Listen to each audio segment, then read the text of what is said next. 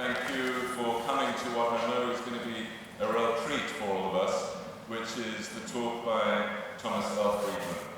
The Oxford Martin School, which I'm proud to be the director of, works to address some of the greatest challenges of the 21st century. And one of our key attributes is trying to interpret these very complex challenges and making sure that they are understood by the public, by business, by politicians, by students and other actors. And this task of translating complex science and ideas into actions, closing the gulf between what we know and what we do, is one of the most difficult challenges of our time. And so I'm absolutely delighted that we have the person who I think better than anyone is able to distill from the fire hydrant of data and information that we get on a daily basis simple, compelling narratives, ideas, stories, best of journalism, and ensure that we understand it. Tom Friedman is a graduate of Oxford University. He did his MPhil here at St. Anthony's College in Modern Middle Eastern Studies. He was summa cum laude from Brandeis University before that, and since graduating at Oxford has been at the New York Times. First as the Beirut chief, just before the Israeli invasion. Then in Israel and Jerusalem as the Intifada was brewing. Probably things follows you, huh? And after that, the White House, where he was at the beginning of the Clinton years, and then as economics correspondent, and then foreign affairs columnist for the New York Times. We know him not only through his incredible work at the New York Times, but of course as a 3 times Pulitzer Prize winner, his distinguished journalism, commentary, and books. The book I first read of his was The Lexus and the Olive Tree, a bestseller translated into over 27 languages, and of course not his first book, which had preceded that, and which came out of his work in the Middle East, from Beirut to Jerusalem, for which he won the National Book Award for Nonfiction in 1989. The Lexus and the Olive Tree won the 2000 Overseas Press Club Award and won Best Nonfiction Book on Foreign Policy. His next book, Longitudes and Attitudes, The World in the Age of Terrorism, was similarly a prize winner. And his 2005 book, The World is Flat, A Brief History of the 21st Century, quickly became a New York Times bestseller, selling over 4 million copies, winning the inaugural Goldman Sachs Financial Times Business Book of the Year, and translated into 37 languages. For any author to have one bestseller is a lifetime achievement. To have so many is truly remarkable. His next book, Hot, Flat and Crowded, Why We Need a Green Revolution and How It Can Renew America, again demonstrated his ability to be ahead of public thinking, his ability to then focus on climate and environment and try and reshift the debate into one that would be taken up by progressives and non-progressives across America alike, and was cited as the White House as the book that President Barack Obama took on his 2009 summer vacation. Tom's latest book, published in September 2011, That Used to Be, How America Fell Behind in the World, It Invented How We Can Come Back, is also a wake-up call for many.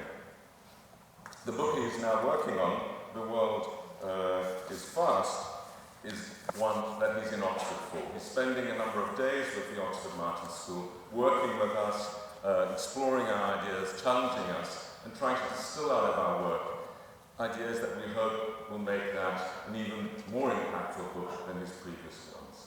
It's a huge pleasure and privilege to have Tom here, and I'm sure we're all going to be delighted by not only his ability to grapple with complex ideas, but to do it in a way that is entertaining and intelligible to all of us. Tom, I'd like to welcome you. Thank you. Thank you. Thank you. Thank you.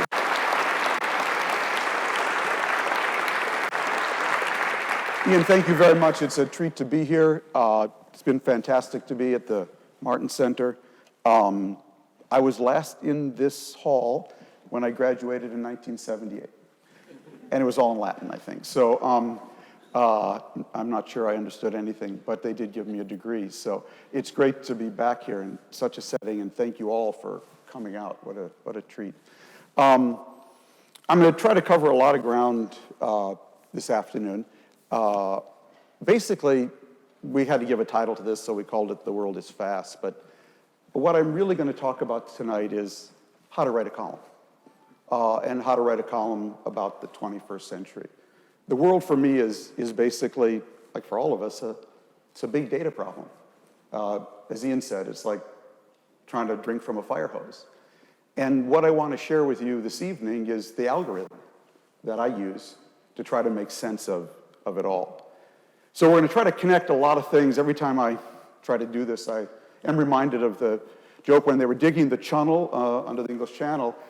They put it out to bid. They got bids of 4 billion euro or 5 billion pounds, big contracting companies. They got one bid for 200,000 pounds from the firm of Goldberg and Cohn in the East End of London.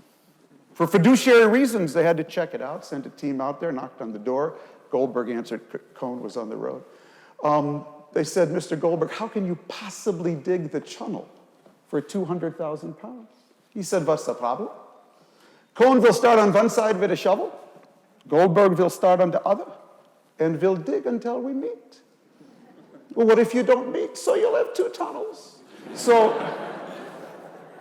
you may have 1 lecture tonight. You may have 2. You may have 3.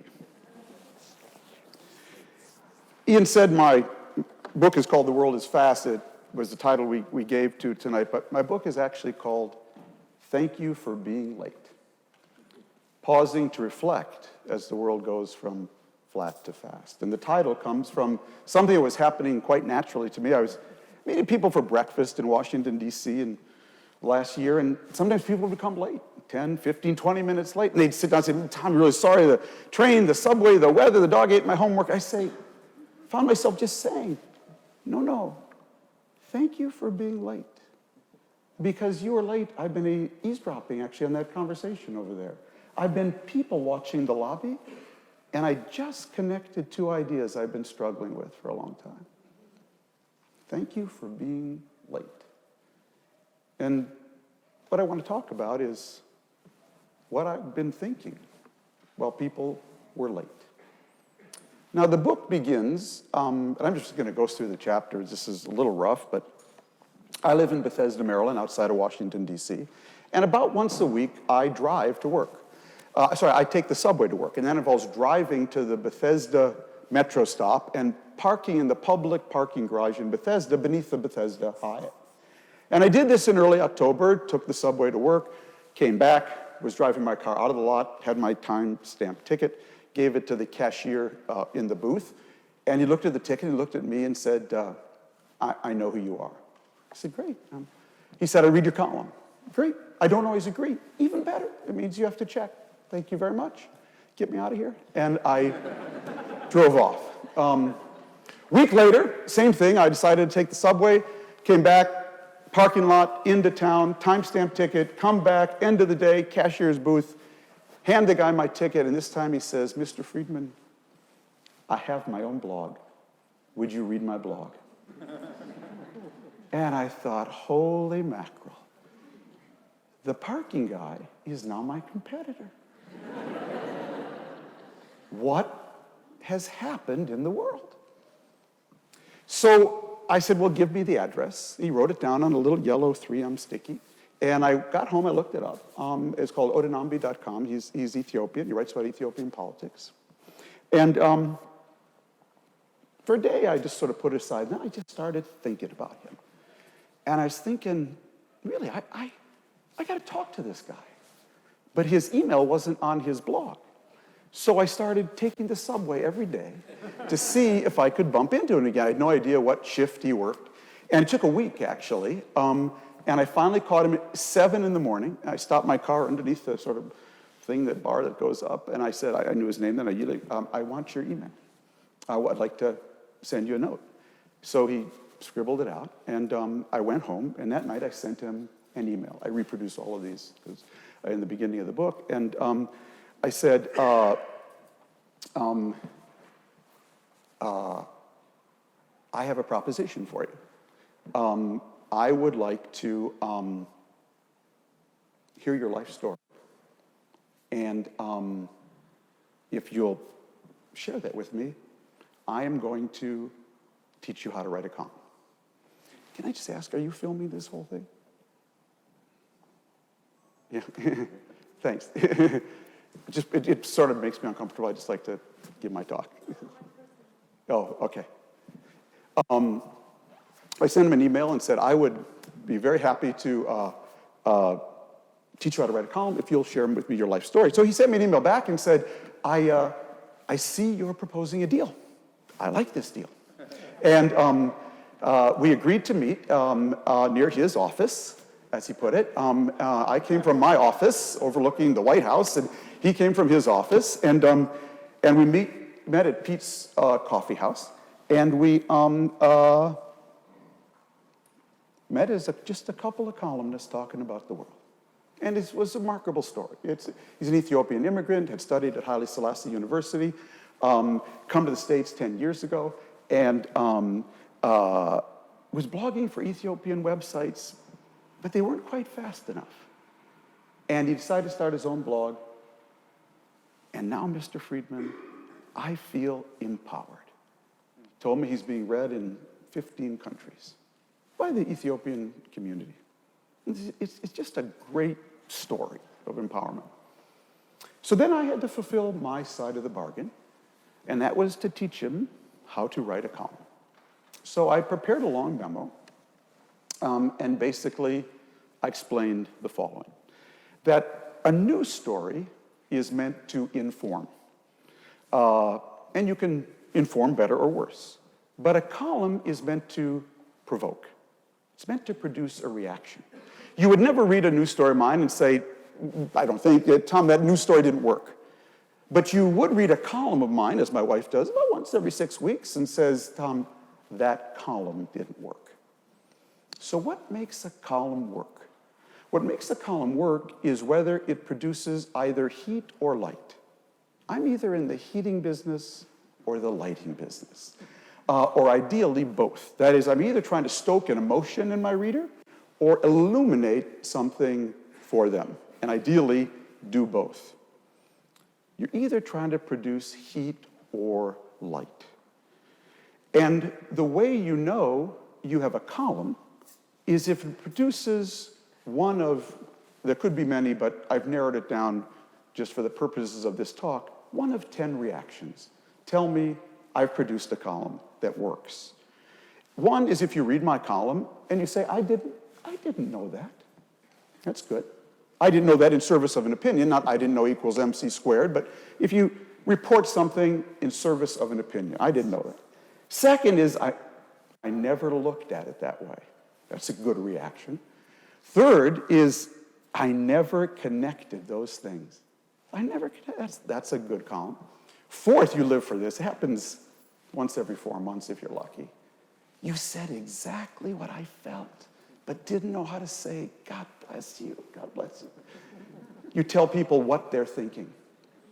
Fifth is, I want to kill you dead, you and all your offspring. Because your column is defined as much by people who are against it as who are for it. Sixth, don't try this trick at home, kids. You made me laugh, you made me cry. Done well, it's fantastic. Done badly, it's cringe-inducing.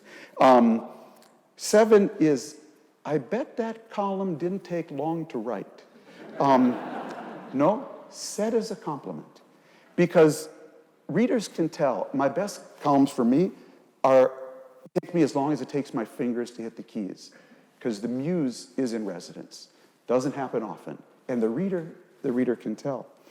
8 is you challenged me. It's when a liberal columnist challenges liberals. Conservative challenges conservatives. You're challenging yourself. 9 is, as you said before. And it's actually very important, I believe, in opinion writing, to repeat yourself, to drive a point home. Maybe you didn't read my Sunday column. You got it on Wednesday. Sometimes you can say the same opinion 8 times, but but in a different context, it suddenly absolutely erupts. You got to repeat yourself. And 10 is you inspired me. You motivated me. I read your column, and I went out and started something, fixed something, collaborated with someone, joined something. So those to me are the signals that a column is working. It's producing either heat or light. But to produce heat or light, how do you do that? Where does it come from? And I would argue it comes from actually a chemical reaction. That a column produces heat or light by combining three compounds. The first is your own value set. What do you stand for? How do you lean into the world? Second is, how do you think the machine works? The machine is my shorthand for what do you think are the biggest forces shaping the world today in more places, in more ways, on more days? And lastly, what have you learned about people and culture? How the machine is affecting people and culture, and how people and culture are affecting the machine, because there's no column without people and culture. Stir them all together the right way, and hopefully you'll produce either heat or light. And I explained all this to Ayile actually in several meetings. And really, what I want to do the rest of the day, and what the rest of my book is about, was me stepping back and asking myself, what is my value set? Where did I come from? How do I lean into the world? How do I think the machine works today?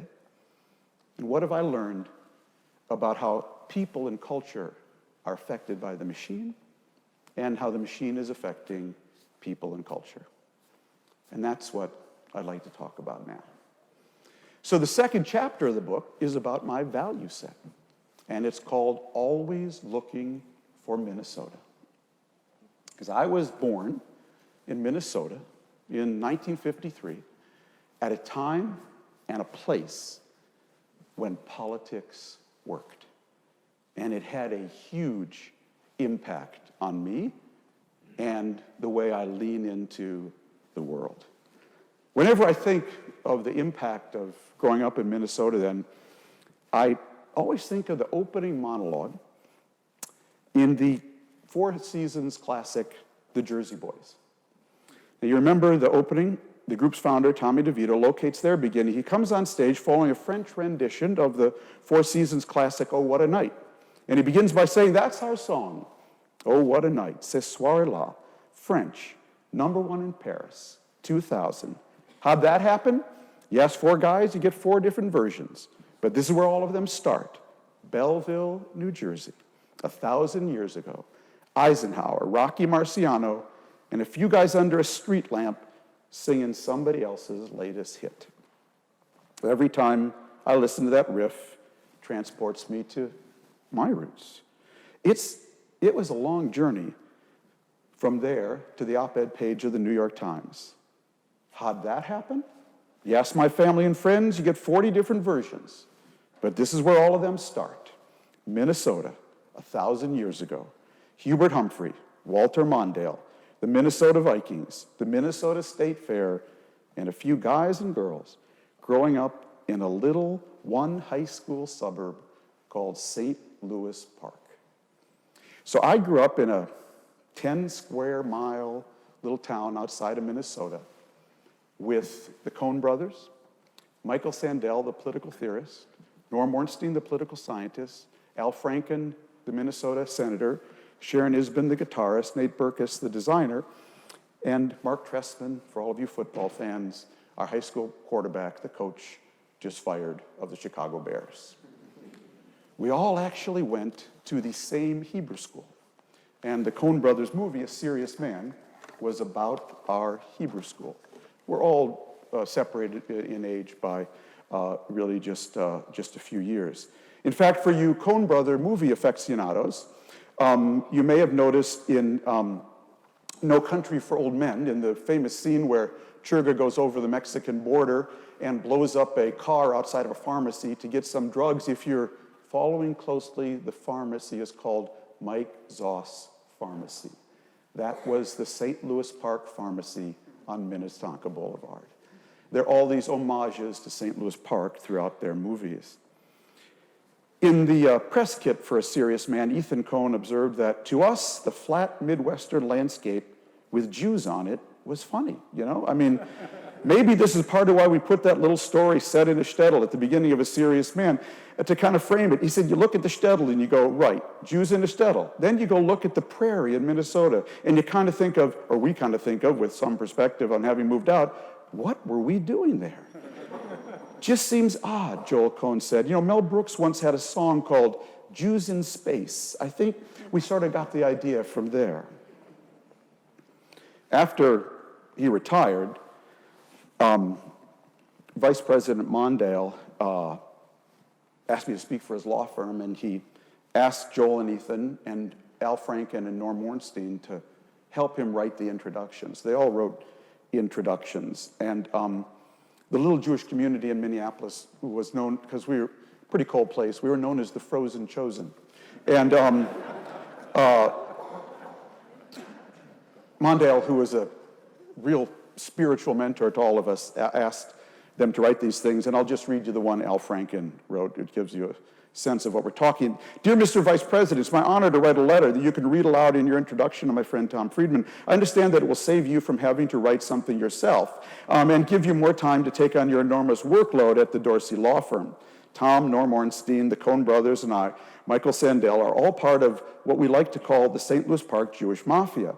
By Jewish Mafia, we don't mean the Jewish gangsters who terrorized Minneapolis during the 30s and 40s. No, we mean the elite cadre of great thinkers and artists who went to the Hebrew School in St. Louis Park during the 60s.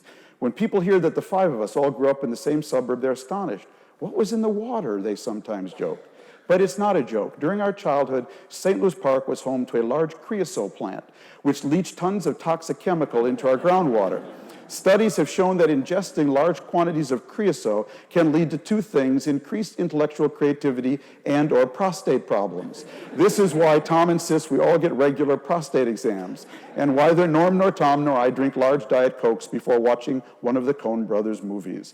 Of Tom's latest bestseller, let me say that when I wake up in the middle of the night to go to the bathroom, there is no greater comfort than having the Lexus and the olive tree there on the nightstand to put me to sleep. Al did go on to be a U.S. Senator from our great state of Minnesota.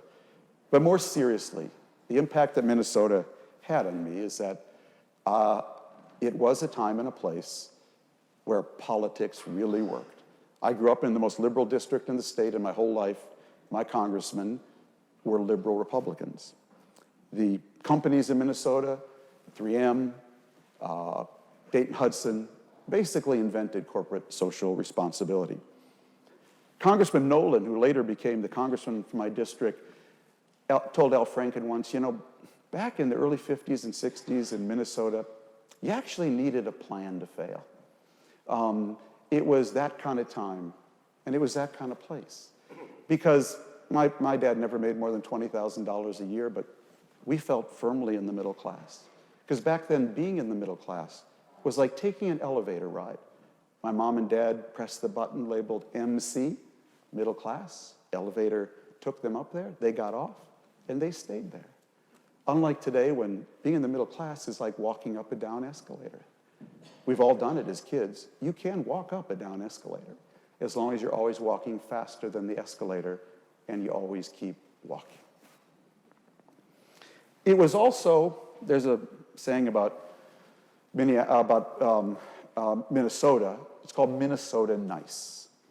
People there are just incredibly nice. In fact, I was home for a wedding last summer, and one of my childhood friends, Jay Goldberg, came, and Jay was telling me that his wife, Eileen, that day was driving on the freeway, and a man almost cut her off and drove her off the road. And she came home and she said, Jay, I was so mad, I almost honked. Okay? That's the definition of Minnesota nice. Almost drove me off the road, and I was so mad, I almost honked.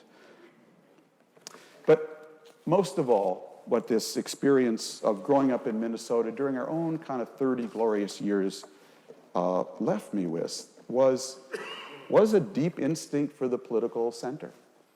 And I interviewed Mike Sandel about it the other day, and we were all affected, by this, because our sort of political forefathers were Mondale, Humphrey, and McCarthy.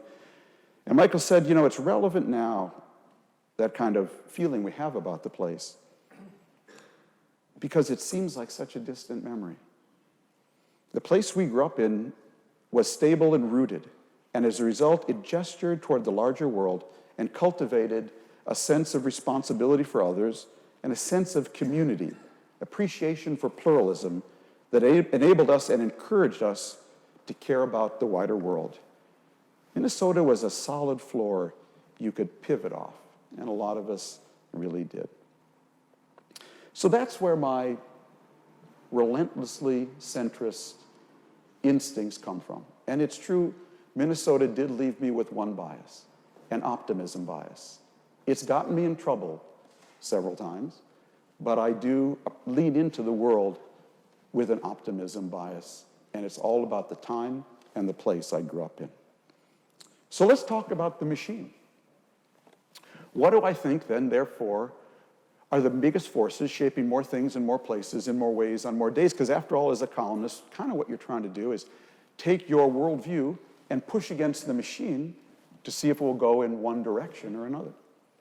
And my view is that the biggest forces shaping the planet today are the fact that the three giant forces, I think are the most important forces, what I call the market, Mother Nature, and Moore's Law, are all in simultaneous acceleration.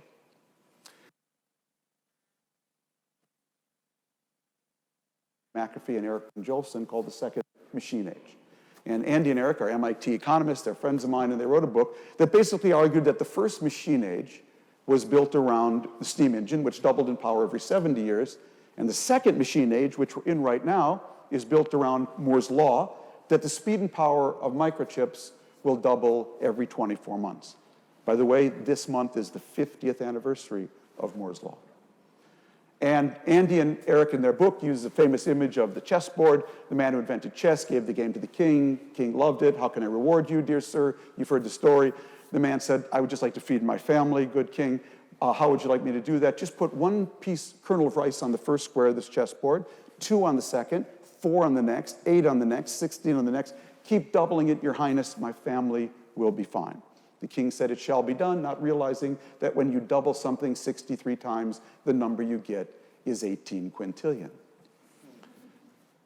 Andy and Eric argue in their book that if you want to know where we are right now, we just entered the second half of the chessboard, where the doubling starts to get really, really large and fast and produces some really funky stuff, from self-driving cars to artificially intelligent machines that can win at every game.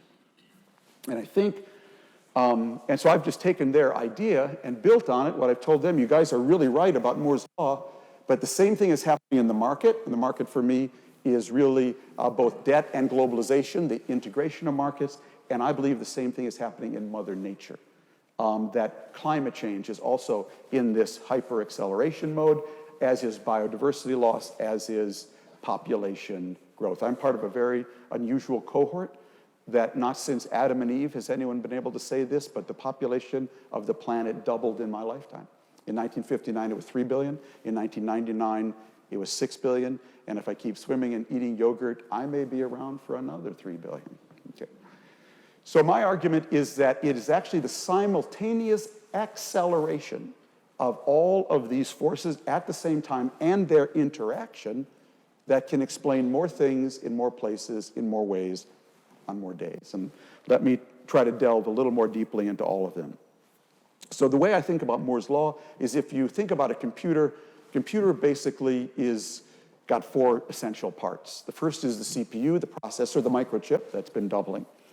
And if you want to know the power of Moore's Law, I was out at Intel interviewing them about what they think the future of Moore's Law is, and their CEO, Brian Krasenich, was talking to me about the power of this exponential growth over 50 years, and he noted that if the auto industry, if the American industry, followed the same pace of improving the performance of cars over 50 years, the way Intel did with microchips, a car today would go 300,000 miles an hour, it would get over 2 million miles a gallon, and it would cost 4 cents.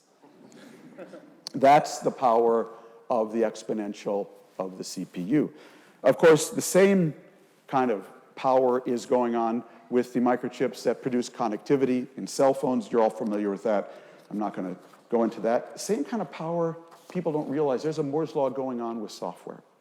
Last Saturday, not this last Saturday, Saturday before, I was actually down in Bentonville, Arkansas to speak at Walmart for their Saturday morning meeting, which is an amazing experience. Once a month, they have a Saturday morning meeting, 1,000 people, and they have different outsiders and managers come and report. It's great fun. And they had invited me to speak, and I said, I would love to come down there and speak, but you have to pay me, and I'm not allowed to take money. And so here's how I want to be paid. I want to get together with your IT team, and I want you to show me what happens if I try to buy a 32-inch television on Walmart.com on my mobile phone. What happens after I press buy? And it was fascinating. They walked me through all the things that happen. And one of the things that struck me, they talked about the software that they used to build Walmart's mobile app. And the guy who built Walmart's e-commerce site used to work for eBay. He told me when I left eBay in 2007, we had 200 people working on the search engine team. 2 years later, we at Walmart built an almost identical system with 12 people. That's the Moore's law happening in software thanks to open source. Basically now, thanks to open source, you can take so many systems off the shelf at GitHub, adapt them, send them back in, and it's condensing the ability to basically innovate now and stack things together in a way that is truly exponential. And what it's producing, I would argue, is is almost in effect a phase change.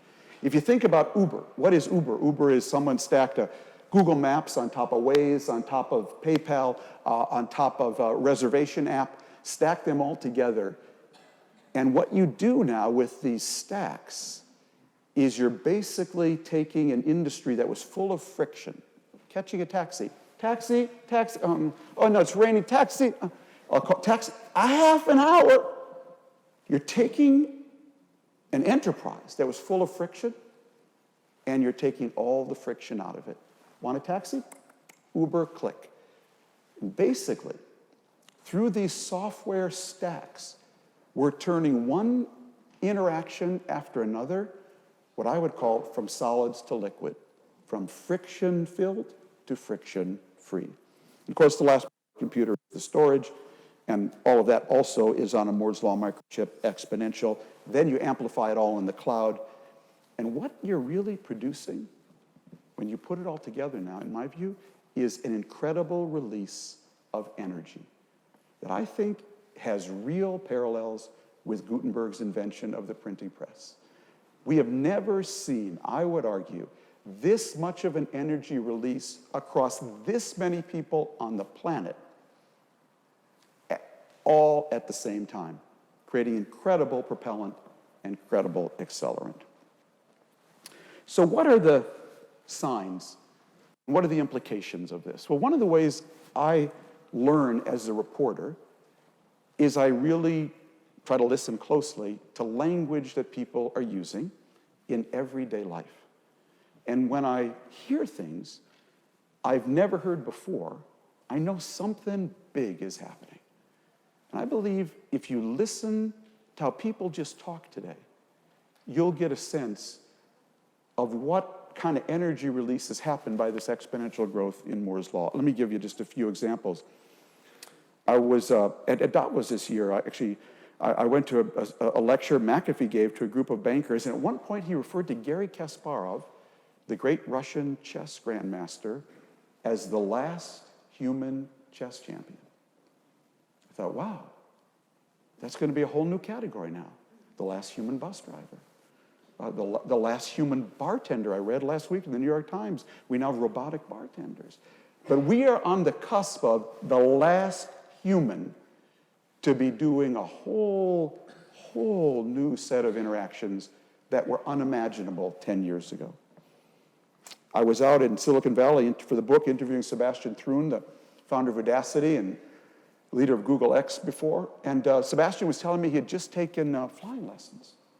And we got onto the subject of flying, and he brought up the Asiana air crash at San Francisco airport happened 2 years ago. And he said, oh, Tom, that plane crashed because of good weather. I said, what? You mean it crashed because of bad weather? No, had there been bad weather, they'd have been on autopilot. The plane crashed because of good weather. It was entirely pilot error. The plane crashed because of good weather. A few weeks later, I was out in California. I was playing golf. I was on the Monterey Peninsula, and kind of slow day. Got to know my caddy. We were talking. He brought up a hotel in Carmel. He said, Mr. Friedman, that hotel, President Kennedy had a lot of fun at that hotel before the internet. And I thought, whoa, a whole new historical division, AI and BI, before the internet, before privacy, and after privacy, AI. Forget BC and AD. We now have before and after the internet. There was a lead on TechCrunch the other day that really jumped out at me. It was a story written by Tom Goodwin, Senior Vice President, Havas Media, and it began like this. Uber, the world's largest taxi company today, owns no vehicles. Facebook, the world's most popular media owner, creates no content. Alibaba, the most valuable retailer, has no inventory. And Airbnb, the world's largest accommodation provider, owns no real estate. Something interesting is happening. And I believe underneath it is obviously this exponential with Moore's law, but not just with the microchips, but with the connectivity and the software. I kind of came to my own conclusion of this, though, when I heard myself saying something I had never said before, which is in 2011, I sat down and wrote a new book that with my friend Michael Mandelbaum called That Used to Be Us About America. And when I sat down to write that book, the first thing I did was I got the first edition of The World is Flat, which I started in 2004, 7 years earlier, off my bookshelf, just to remind myself what I'd written. I opened it up to the index, first edition. I looked under A, B, C, D, E, F, F, A, C, E. Facebook wasn't in it. Yeah, when I was running around the world in 2004 saying the world is flat, we're all connected, Facebook didn't exist. Twitter was still a sound. The cloud was still in the sky. 4G was a parking place. LinkedIn was a prison. Applications were what you sent to college. Big data was a rap star. And Skype was a typographical error. All of that happened in just 7 years. Something really big has happened. It's been an incredible energy release. And I would argue the same on climate and the same in terms of interconnectivity. And we can go into those during the question time. So what are the impacts of this? What does it mean for daily life? Well, the first thing it means is this is an incredible time, and we should never lose sight of it, to be a maker. This is just an amazing time to start something because of all the tools of creativity and even now capital raising, which are so much more accessible to so many more people. I was up at GE to visit GE Labs, and they were showing me their 3D printing lab. And the woman who runs the lab, we got through with the whole demonstration. She explained to me that GE can now make a new airplane part, fastener, say for an engine, that used to take them 6 months to prototype and design. With 3D printing, they now do that in a week. And in explaining that to me, she finished and she said, you know, Mr. Friedman, complexity is now free. I thought, wow. Did you just say that? Or is that like the motto of the lab? Because that's like a really big thought. And I'm seeing this more and more. Complexity is now free. That is, the engineering and technology are becoming much more commodified, and the creativity now is how you stack them. I've written a lot about Airbnb since it started. The Guys who started Airbnb, I mean, one's a dropout from Rhode Island School of Design. They don't know a bit from a byte. They just imagined what it could be, and then they simply went out and got the technology. Complexity is free in more and more cases, and this makes it an amazing time to be a maker. And if you want to look for a reason for optimism in the world, it's that we have so many more people now working on the big problems of the world and the small problems of the world. And that is a great thing. Unfortunately, when the world is good for makers, it's also really good for breakers. This is a great time to be a breaker. If you want to break something, you want to break into something, including President Obama's email, you want to be born now. And breakers are always early adopters. You probably read about the drone that some guy landed on the White House lawn after midnight on a Saturday night in DC several months ago. There's one line in that article that really jumped out at me. It said the drone that landed in the White House backyard was purchased at Radio Shack. Think about that. So, great time to be a maker. Unfortunately, great time to be a breaker. We now have super empowered people, not just superpowers. We have super empowered makers and super empowered breakers. Third, I would tell you, this is a terrible time to be a leader. You don't want to lead anything in the second half of the chessboard, in large part because every citizen now is walking around with a device called a smartphone, which doubles as an MRI machine, not an X-ray. That's like so 2000s. It's an MRI machine. We can see fine muscle inside you now, and a megaphone that I can tell the world what I see without an editor, filter, or libel lawyer. Every leader today, whether it's Barack Obama or Xi Jinping, the president of China, is in a two-way conversation with their people. And it makes leading anything incredibly challenging. I think one of the real dangers today is the asymmetry between the scale of the problems we face, be they climate or debt, and the ability of any leader in a democracy now to generate long-term thinking.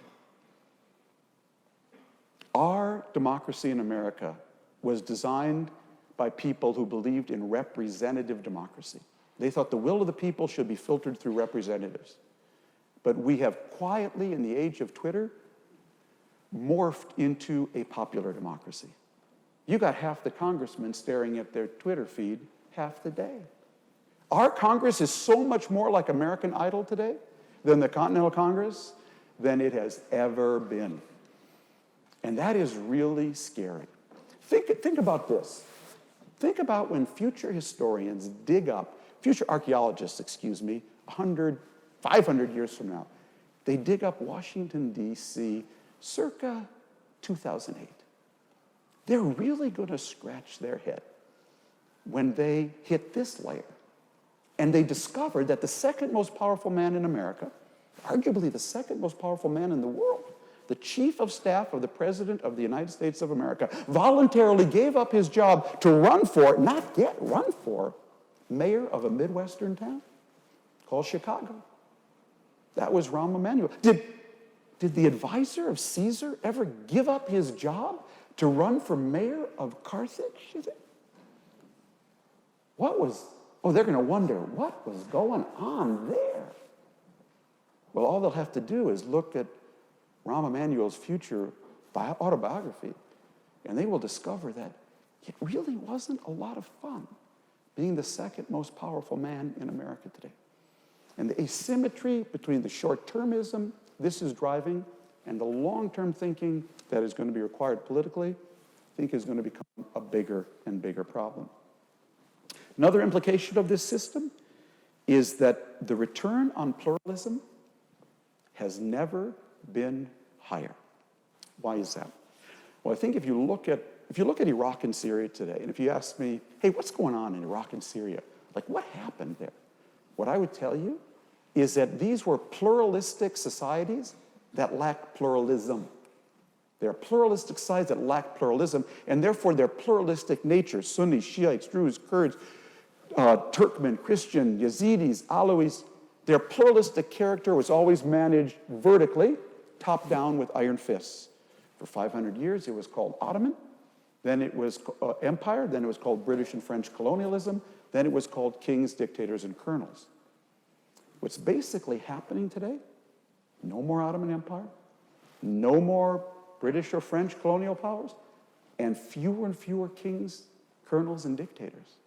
So these countries can no longer be managed vertically top-down. They can only be managed horizontally by the constituent communities forging social contracts for how to live together as equal citizens. I think you're seeing an entire region struggling to go from vertical system of governance to horizontal. Now, you can do that if you probably have one of three aids. One is if you had a Mandela to lead that transition. South Africa enjoyed that, but there was only one of those, and he never worked the Arab world. Two is if you have a military. We thought maybe Egypt's military would do that. Didn't work out. And three is if you have a midwife. That was the role we played quite inexpertly in Iraq and Syria. If you have no Mandela, no midwife, and no military, you got Iraq and Syria today. And I believe what you're seeing is something unprecedented right now in the North Africa and Levantine world, which is we have no idea how to manage a system that can no longer generate vertical control, but other than Tunisia, hasn't been able to generate horizontal forging of social contracts. And I think this is going to be a broader problem, because I think all top-down hierarchies in the second half of the chessboard are going to be challenged. And therefore, if you have not just a pluralistic society, but you have pluralism, your advantage in the world we're going into, I think, is going to be considerable, besides the other byproducts like more innovative society.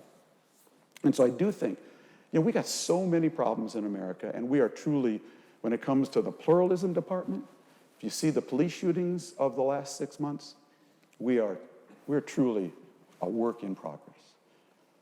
But we are at least somewhere down that road. I do take succor in the fact that we have now twice elected a black man whose middle name is Hussein, whose grandfather was a Muslim, who defeated a woman to run against that. And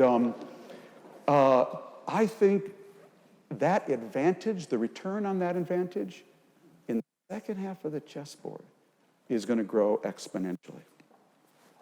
Fifth implication of this is, and it's related to this, is that average, I'm going to talk about average being over in two areas. First, average is over for countries, and average is over for individuals. So average is over for countries in this sense. In the Cold War world, you could be an average country. There were two superpowers competing over you, sending you aid, educating your kids at Wichita State or Patrice Lumumba University in Moscow, building your government house. If you were Syria and Egypt, you could lose 2 wars to Israel, and one of them would rebuild your whole army. What's more, is a world of walls. So there was no competition from China if you were a developing country. Today, no more superpowers to throw money at you. In fact, they're both cash-strapped in a way. And China?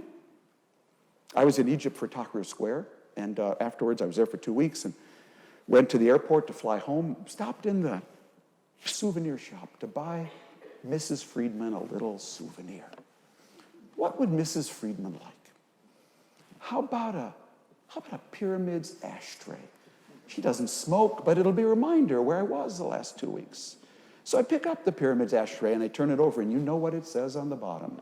Made in China. Yeah. You're now the lowest wage country in the Eastern Mediterranean, and there is now a country half a world away that can make your national icon into ashtray, okay?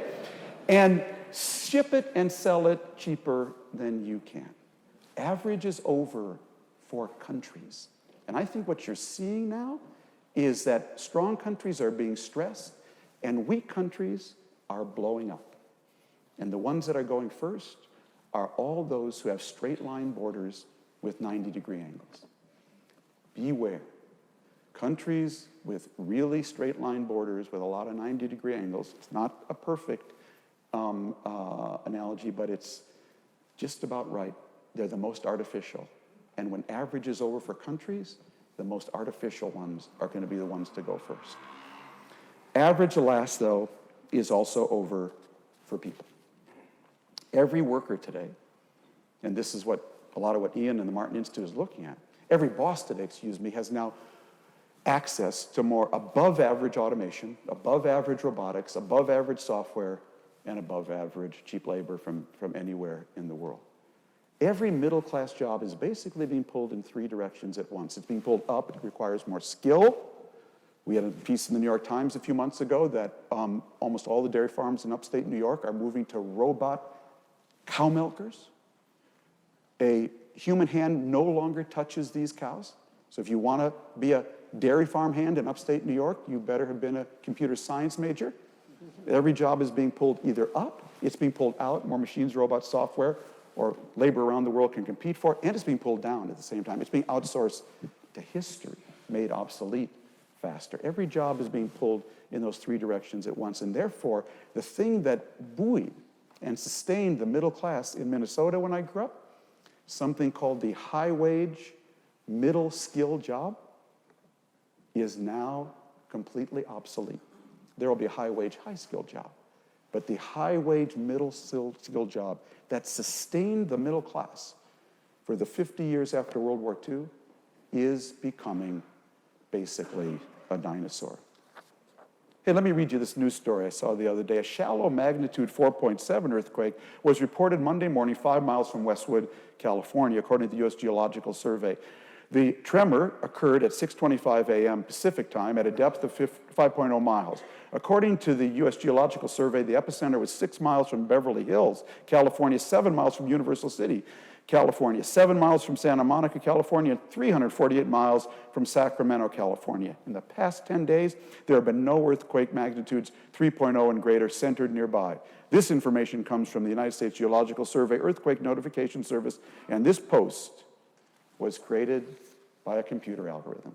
That's a story in the Los Angeles Times, completely written by a computer. The Associated Press announced last month that it is moving to computer-generated sports stories. Thank God they haven't gotten to columnists next, but that is coming. So let me just sort of try to get to the conclusion here, and we can open up for discussion. Basically, after I kind of look at all these impacts, then I really move to nature, because one of the things that strikes me is that what we have actually done with our hands is that we have now created a network of networks, a network of markets, and a network of data and telecommunication systems that today is so connected, hyper-connected, and interdependent. It actually just mirrors only one other thing, and that's the natural world.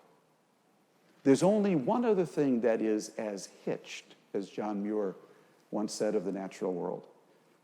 And that's Mother Nature. So I find, the chapter is called Everything I Learned About Foreign Policy, I Learned from Nature. Because I find that in studying natural systems now, and how they produce healthy interdependencies, can teach you an enormous amount how this incredibly complex interdependent system we've built will have to produce healthy interdependencies. And of course, the way nature does it is unconsciously, through natural selection, adaptation, multiple small-scale networks. You can't break nature because it's built on multiple small-scale networks, and through incredible diversity. It's incredibly polymorphic. And that then sets up my chapter on people and culture, because I would argue that the people and cultures that will do best in this second half of the chessboard world will be those that are most adaptive, most built around multiple small-scale networks, and are the most polymorphic. And I'll just give you one example of how I use sort of nature to understand foreign policy. I was part of a group last year that did a documentary for Showtime on climate change called Years of Living Dangerously. And it was a great project, and I got to do 3 shows. One was on climate change in Egypt, one was on climate change in Yemen, and one was on climate change in Syria. Now, first of all, the climate change in Syria one is just such a really good example of how this system all interacts to hammer a country. Because you can't understand what happened in Syria, the revolution, if you don't understand that between 2006 and 2010, the 4 years preceding the Syrian uprising, Syria got hit with the worst drought in its modern history. 1 million Syrian farmers and herders in Raqqa province, centered up basically in the northeast, left their homes and flocked to the cities, completely overwhelmed the infrastructure. Assad did nothing for them. They did not start the revolution, but when the revolution started with the first call of Allahu Akbar, they couldn't wait to join.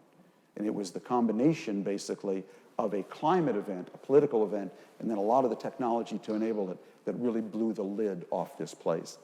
Well, the other place I got to go, I said I got to go to Yemen, then I got to go to Egypt. Now, Egypt, remember, the main chant in Tahrir Square was bread, freedom, dignity. And bread was there because Egypt, as all the countries in North Africa and the Middle East, got hit with soaring bread prices in 2010 because of the drought, wildfires, and floods in Russia, Ukraine, China, Australia, and Kansas. So to show how all this stuff is interconnected, we went to Salina, Kansas, to start the documentary about Egypt, to show that the drought there really was connected to what happened in Tahrir Square. We interviewed a man named Wes Jackson.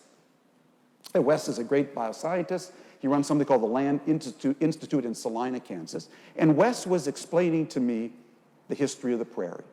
Wes is trying to design a perennial form of wheat that could be grown in the prairie. It wouldn't require tilling and fertilizer, et cetera. And he said very simply, Tom, you have to understand the prairie was a natural polyculture. And as a natural polyculture, it naturally fertilized and pesticided itself. What happened when the settlers came out here, they wiped out the polyculture and they planted monocultures, wheat, corn, and sorghum, that were enormously susceptible to disease and therefore require high amounts of high-density fossil fuels in order to survive in the form of tractors, fertilizer, and pesticide. When the Dust Bowl happened, all the monocultures died, got wiped out, but the prairie that was left all survived. And I thought about that, and I said, that's interesting, Wes. You know, think about it. Al-Qaeda is using high-density fossil fuels, donations from Gulf states, to wipe out, or attempt to wipe out, the incredible polyculture of the Arab Muslim world, which at its height in North Africa and Spain was the world's greatest polyculture, and replace it with a monoculture that's enormously susceptible to diseased ideas. And then as I kind of warmed to the subject, it occurred to me that the Tea Party in America was using high-density fossil fuels from the Koch brothers to try to wipe out the incredible polyculture that was the Republican Party. The Republican Party at its height was an amazing polyculture. Teddy Roosevelt gave us national parks. Richard Nixon gave us the Clean Air, Clean Water Act and the EPA. Ronald Reagan gave us radical arms control. And George Bush, the father, invented cap and trade. But we now have a Tea Party trying to leverage high-density fossil fuels to wipe out the polyculture of the Republican Party. And I think this tension between polycultures and monocultures is going to be one of the most important issues in the second half of the chessboard, and which one maintains the resilience and which one gets subjected to diseased ideas. So let's conclude. What does all this add up to? Well, let me try to explain the conclusion, which for me is that if we live in this system that at the second half of the chessboard has all these accelerants, the market, Mother Nature, and Moore's Law, all interacting with one another, what's the challenge? And I think the challenge is all about politics. Now we leave the world of bits and bytes, of molecules and cells, and we got to get back to politics and values. Our challenge, I believe, today is to produce three things all at the same time in our communities, in our countries. We got to learn how to be fast, fair, and slow all at the same time. And here's why. Came across this story just the other day, March 3rd, 2015, CNNmoney.com. Following news story. Jennifer Aniston lauds the benefits of a vino. Bud Light shows off beer at a concert. And Secret sells its freshly scented deodorant. Pretty standard commercials. But what's different is the content that comes after. In this case, they're all followed by ISIS and jihadi videos. Video sites like YouTube sell ad time to companies, and the ads get automatically inserted before the videos play. Advertisers don't directly control where their ads are placed, although they can specify the demographics they'd like to target. From a contract perspective, these corporations that are paying lots of money to get YouTube clicks may not be pleased when they find out that their videos have been placed right before ISIS recruitment videos on YouTube. YouTube's got official policies against this, but the algorithm just decides where these go and throws it up and matches them to video without any human hand, I would argue, without any human brain. The website Bustle picks up the story. The algorithm that randomly generates ads before YouTube videos is problematic already, like when it pairs videos like PETA animal abuse exposés with ads for Kentucky Fried Chicken. But this is infinitely worse. Company ads run before ISIS YouTube videos. And understandably, these brands are not happy, especially given that advertising space on YouTube is not cheap. The way the advertising works on YouTube is that after the brand pays for a slot, the video site's algorithm will randomly place the ad before a video. But neither YouTube nor the company will know which video unless they watch it. Even though the companies can't request specific videos for their ads, they can request certain demographics to target. It's certainly a mystery then how ads for Bud Light ended up airing before videos produced by ISIS, because it's safe to assume none of these companies chose to target extremist militants between the ages of 18 and 55. What's that story about? Beer commercials, soap commercials before ISIS YouTube videos. To me, it's telling us something really important, really central to the challenge we face today, that if we want to maintain a world that is stable and offering more opportunities to lead a dignified and thriving life for more people, we've got to stop and think and have a real values discussion.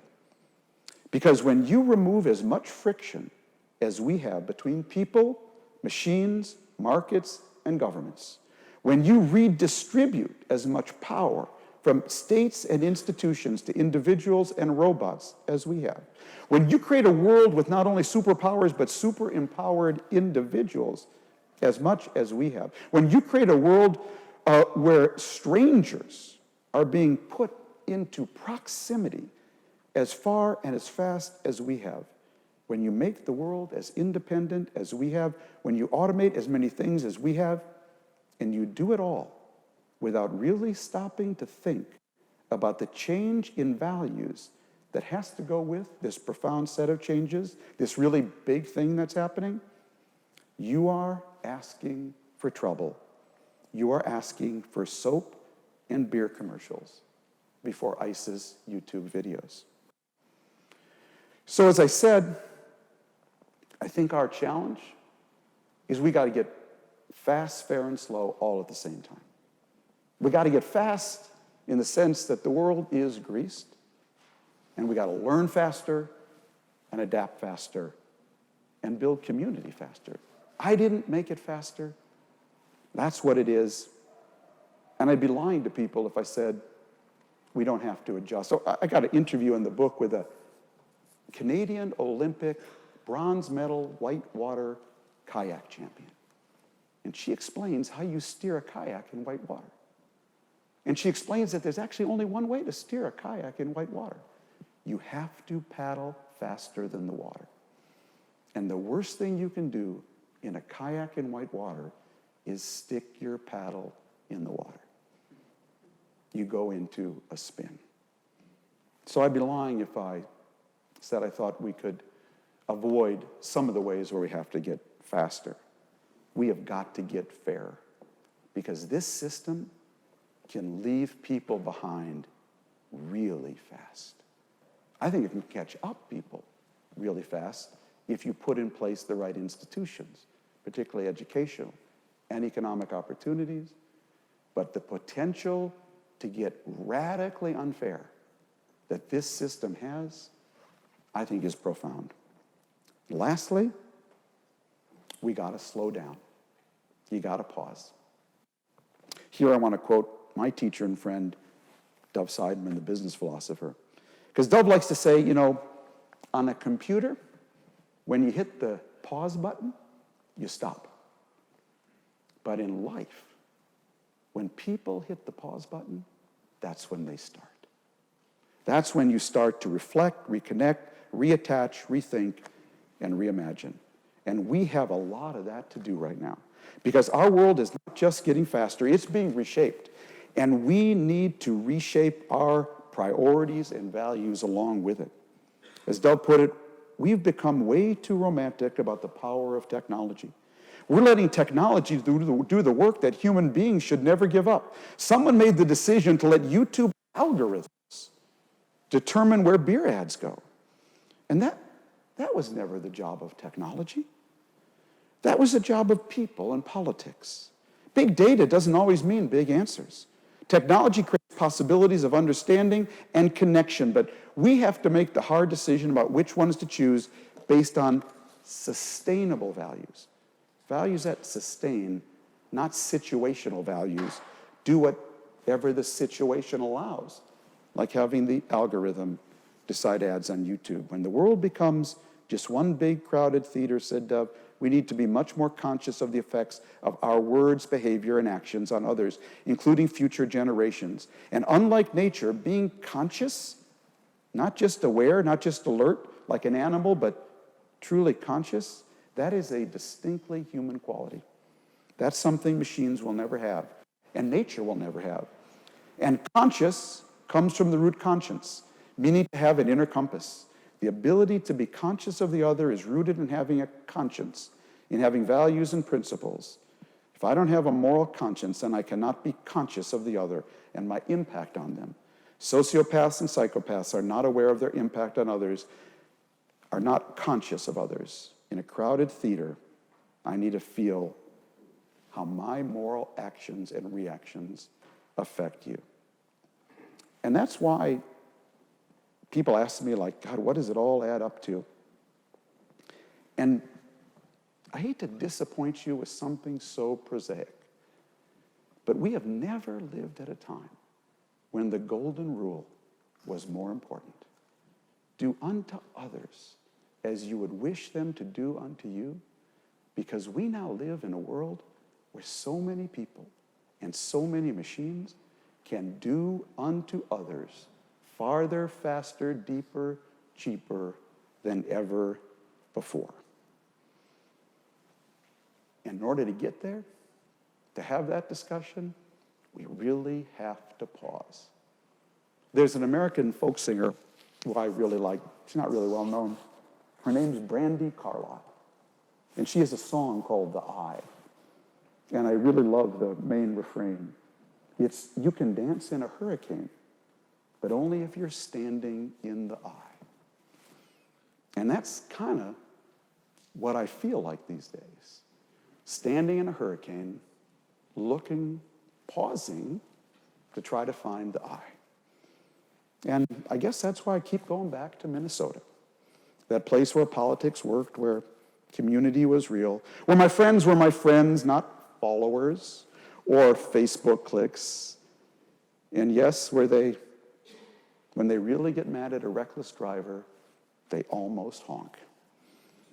And that's why the last line of the Jersey Boys resonates with me as much of the first. This time, it's Frankie Valli talking, looking back on his career as the lead singer with the Four Seasons. They ask you, he says, what was the high point? The Hall of Fame, selling all those records, pulling Sherry out of the hat. It was all great. But for me, the first time four of us made that sound, our sound, when everything dropped away and all there was the music, that was the best.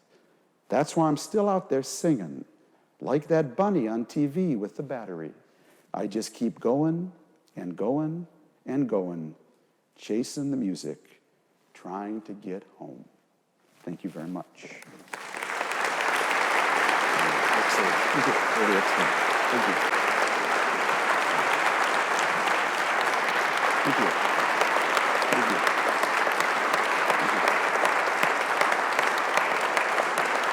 Thank you. Thank you.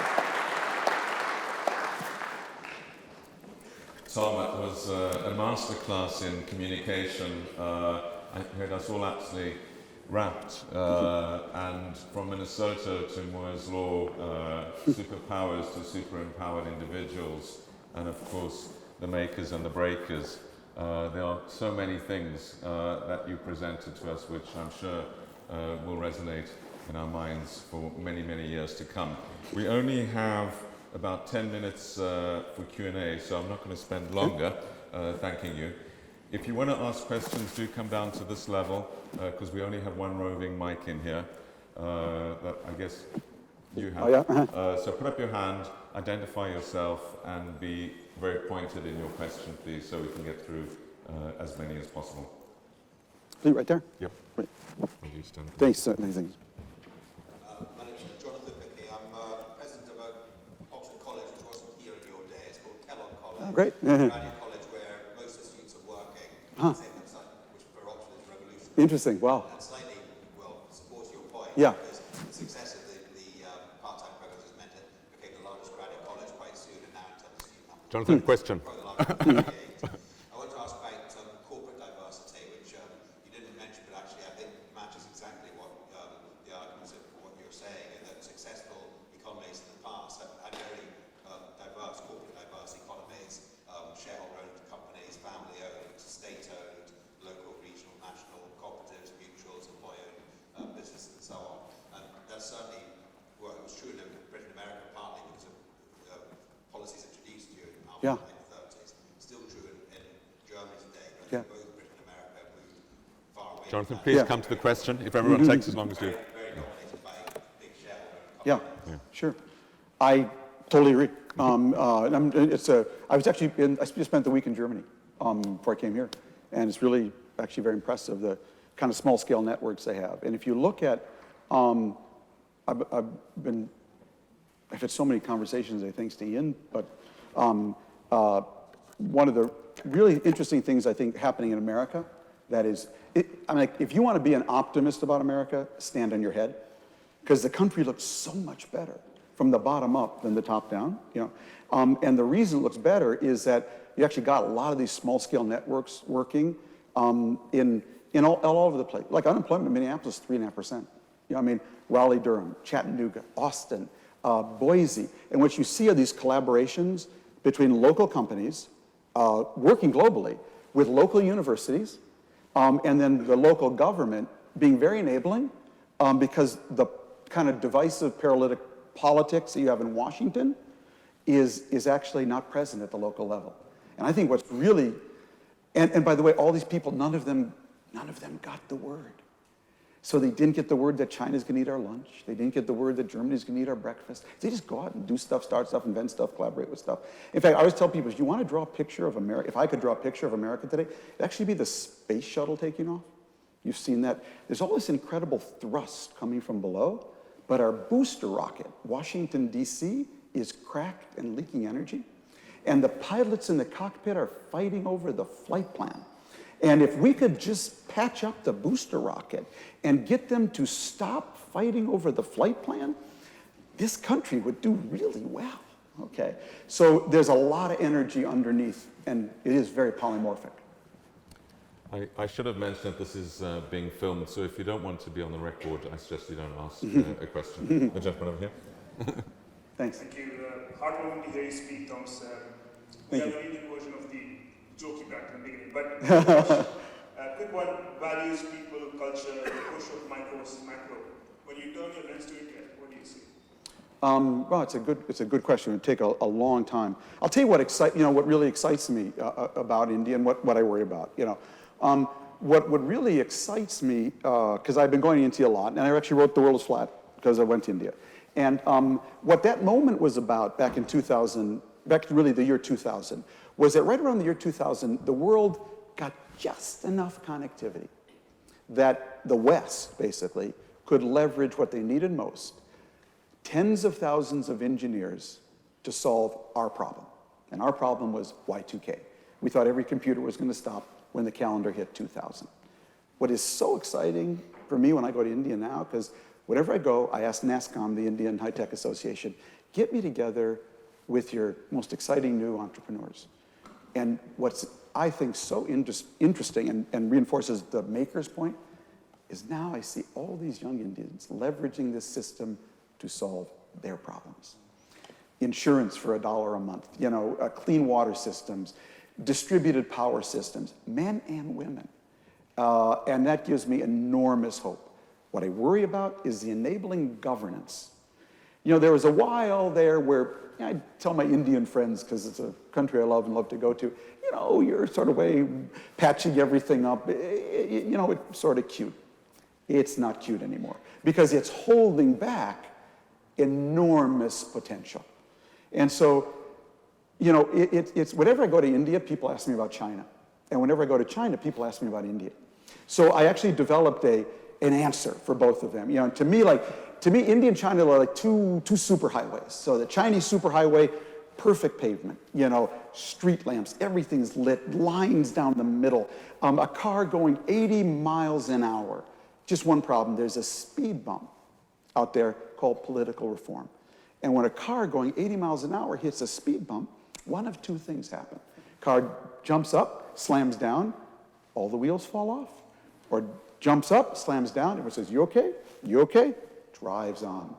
Which will it be with China? I'm not sure. India, superhighway. Half the sidewalks aren't finished. There's no lanes at all, okay?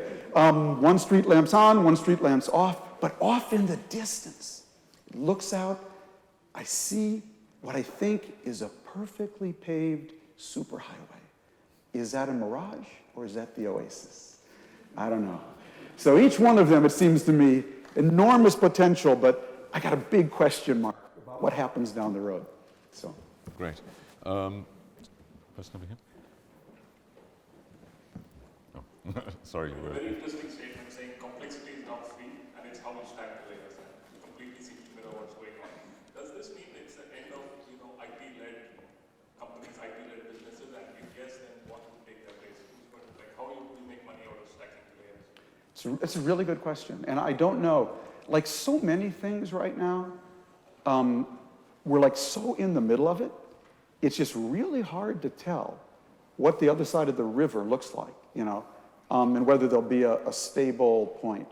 But I do see this stacking, process going on more and more places. And what's exciting is anyone now can sort of imagine something and just say, what if we had X? And then go try to get the technology to make it happen. But I don't know what it means. I think it's a very good question. I wish I could give you a better answer. The book's not finished yet. No, so think about it. Yeah. The gentleman. Yeah, please. My name's Les Klein. I'm from Manchester, UK. Nice to- So I guess I'm one of the wet chosen. Yes, sir. Okay. How do you think that horizontal pluralism can work if the separate constituent communities are very different in size? So, for example, you might have one or two large communities, Right. the smaller communities. How can the balance work? It's a good question. Let me sort of give you a Middle East answer. Because I lived in Lebanon from 1979 to 1984, and that turned out to be roughly years 5 through 10 of the Lebanese Civil War, which took 14 years before it was resolved in the Taif peace agreement. And I think there was actually enormous wisdom in that peace agreement that is applicable today for all the countries in the region. And Taif was built on one principle. no victor, no vanquished, and the minority gets overrepresented. So Christians were actually a third of the country, but they got 50% of the seats in the parliament to reassure them. There's enormous wisdom in that. I believe Tunisia, after a lot of struggle and violence and blood and fear, actually has gotten to an equilibrium. I hope it stays there, because they really adopted no victor, no vanquished. And that was because they had civil society before, under Bourguiba. They had women's groups, unions, big trade union movement, lawyer syndicates, and that civil society was the mediator between sort of the big secular and religious forces. But that no victor, no vanquished, I find applies to America, and overrepresent the minority, because that kind of generosity, it pays multiple returns. Getting the wisdom to do that, obviously, is what politics is about. Thanks for your question. Yeah. Hi, Michael. I'm actually most recently from Bethesda as well. Oh, great. You know the subway stuff. Take a while. Yeah. So my question is, I guess, kind of broad. It's, like you mentioned that polyculture is going to be the way that we can be most fluid in dealing with each other. Then make the YouTube analogy with the weird commercials for Right. the ISIS video. And so I'm wondering what you would suggest, that how we can, I guess, follow the golden rule, which requires to actually be punished if you don't treat people, if you're going to be treated poorly, if you're going to be not nice to others. When you also want to be polycultural and very polite, and also not trample on anyone's toes, and be very forgiving, I suppose. Right. Which is going to be needed in this global flat society. So Yeah. what you might actually suggest. Well, I think there's a difference between punishing, really bad behavior or trying to restrain it, and simply saying, I'm okay, you're okay. And I think that's obviously one of the things that political systems and politics will have to do.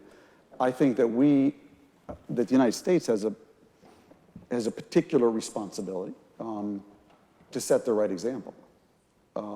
And I'm a huge believer that one good example is worth 1,000 theories, and people will follow voluntarily much more than be compelled.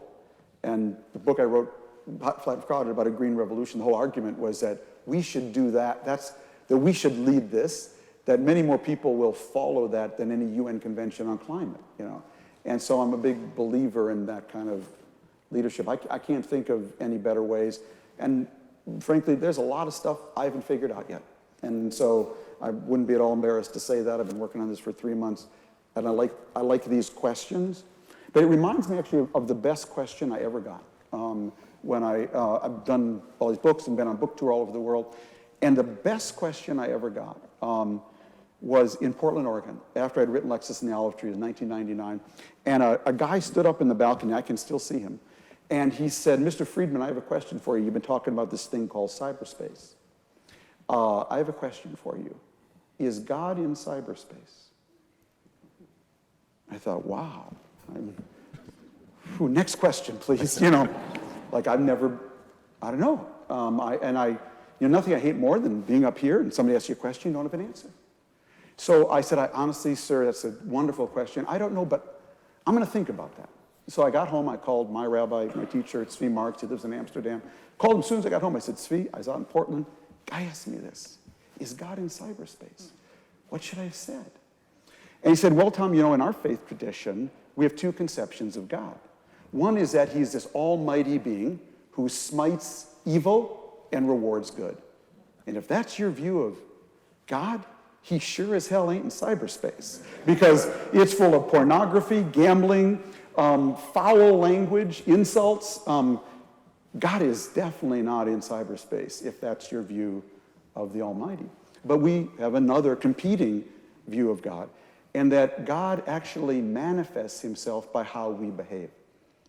And so if we behave in a pluralistic, conciliatory, respectful, humble way in cyberspace, God is in cyberspace. And if we do not, God is not in cyberspace. So if you want God to be in cyberspace, you gotta bring him there. I think that's a perfect place to end. I'm sorry, we're not going to have time for any more questions. Tom, it was absolutely fantastic. Thank you.